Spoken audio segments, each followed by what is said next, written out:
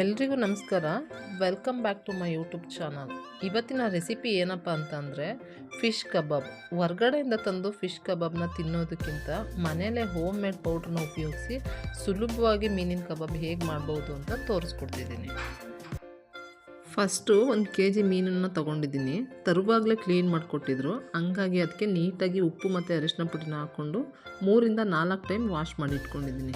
ಬನ್ನಿ ಇವಾಗ ಮಸಾಲನ್ನ ರೆಡಿ ಮಾಡೋಕ್ಕೆ ಏನೇನು ಬೇಕು ಅಂತ ನೋಡೋಣ. ಮೊದಲಿಗೆ ಒಂದು ಪಾತ್ರೆಗೆ 2 ಟೇಬಲ್ ಸ್ಪೂನ್ ಧನಿಯಾ, 2 tablespoon red chilli powder, ಸ್ವಲ್ಪ ಕರಿಬೇವು, 1 ಟೇಬಲ್ ಸ್ಪೂನ್ ಅರಿಶಿನ powder, 4 tablespoon cornflour, 2 tablespoon ಮೈದಾ, 1 ಟೇಬಲ್ ಸ್ಪೂನ್ ಕಡಲೆ ಹಿಟ್ಟು, 1 ಟೇಬಲ್ ಸ್ಪೂನ್ ಶುಂಠಿ ಬೆಳ್ಳುಳ್ಳಿ ಪೇಸ್ಟು, ರುಚಿಗೆ ತಕ್ಕಷ್ಟು ಉಪ್ಪು ಮತ್ತು ಹುಣಸೆ ಹಣ್ಣಿನ ತೊಗೊಂಡಿದ್ದೀನಿ. ಇದನ್ನು ಚೆನ್ನಾಗಿ ಕಲಸಿ ರಸನ ಇದ್ರ ಜೊತೆಗೆ ಹಾಕ್ಕೊಂಡು ಸ್ವಲ್ಪನೇ ನೋಡ್ಕೊಂಡು ಕಲಿಸ್ಕೊಳ್ಳಿ. ಸಾಲ್ಟೇಜ್ ಏನಾದರೂ ಆದರೆ ಸ್ವಲ್ಪ ನೀರನ್ನು ತಗೊಂಡು ಮೀಡಿಯಮ್ ಹದಕ್ಕೆ ಕಲಸಿಟ್ಕೊಳ್ಳಿ. ತುಂಬ ತೆಳುವಾದರೆ ಕೋಟಿಂಗ್ ಎಲ್ಲವೂ ಎಣ್ಣೆಯಲ್ಲಿ ಬಿಚ್ತಾ ಹೋಗುತ್ತೆ, ಅದಕ್ಕೆ ಸ್ವಲ್ಪ ಗಟ್ಟಿಯಾಗೇ ಕಲಿಸ್ಕೊಳ್ಳಿ. ನೋಡಿ, ಈ ಹದಕ್ಕೆ ಚೆನ್ನಾಗಿ ಕಲಿಸ್ಕೊಳ್ಳಿ. ಮತ್ತು ಇವಾಗ ಒಂದೊಂದೇ ಮೀನು ತೊಗೊಂಡು ಅದನ್ನು ಎರಡೂ ಕಡೆ ಡಿಪ್ ಮಾಡ್ತಾ ಹೋಗಿ ನಂತರ ಎಲ್ಲ ಮೀನನ್ನು ನೀಟಾಗಿ ಕಲಿಸ್ಕೊಂಡು ಅರ್ಧ ಗಂಟೆ ಫ್ರಿಜ್ನಲ್ಲಿ ಇಟ್ಕೊಳ್ಳಿ ಅಥವಾ ಹೊರಗಡೆ ಆದರೂ ಇಟ್ಕೊಳ್ಳಿ. ಇದು ಆಪ್ಷನಲ್, ಯಾಕಂದರೆ ಉಪ್ಪು ಹುಳಿ ಖಾರ ಚೆನ್ನಾಗಿ ಹಿಡಿಬೇಕಲ್ವಾ, ಸೊ ಹಂಗಾಗಿ.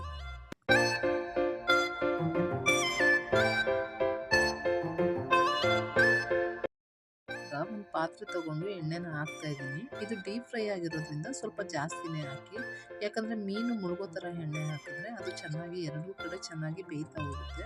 ನೋಡಿ, ಇವಾಗ ಮೀನು ಸ್ವಲ್ಪ ಟೈಮ್ ಇಟ್ಟಿದ್ದಕ್ಕೆ ಯಾವ ಥರ ಗಟ್ಟಿಯಾಗಿ ಉಪ್ಪು ಹುಳಿ ಖಾರ ಎಲ್ಲವೂ ಚೆನ್ನಾಗಿರ್ತದೆ ಅಂತ. ನೋಡಿ, ಇವಾಗ ಎಣ್ಣೆ ಬಿಸಿಯಾಗಿದೆ. ಈ ಮೀನನ್ನು ಒಂದೊಂದೇ ತೊಗೊಂಡು ಎಣ್ಣೆಗೆ ಹಾಕ್ತಾಯಿದ್ದೀನಿ. ಆದಷ್ಟು ಕಮ್ಮಿ ಫ್ಲೇಮ್ನ ಇಟ್ಕೊಂಡು ಬೇಯಿಸ್ಕೊಳ್ಳಿ, ಯಾಕಂದರೆ ನಿಧಾನವಾಗಿ ಎರಡೂ ಕಡೆ ಚೆನ್ನಾಗಿ ಬೇಯ್ತಾ ಹೋಗೋದ್ರಿಂದ ಮೀನಿನ ರುಚಿ ಹೆಚ್ಚುತ್ತಾ ಹೋಗುತ್ತೆ. ನೋಡಿ, ಇವಾಗ ಮಗುಚ್ತಾ ಇದ್ದೀನಿ. ನೀವೇ ನೋಡಿ, ಸ್ವಲ್ಪನಾದರೂ ಸಹ ಕೋಟಿಂಗ್ ಬಿಚ್ಚೋಗ್ತಾನೆ ಇಲ್ಲ. ನಂತರ ಎರಡೂ ಕಡೆ ಬೇಯಿಸ್ಕೊಂಡು ಒಂದು ಸರ್ವಿಂಗ್ ಬೌಲ್ಗೆ ಹಾಕ್ಕೊಳ್ಳಿ.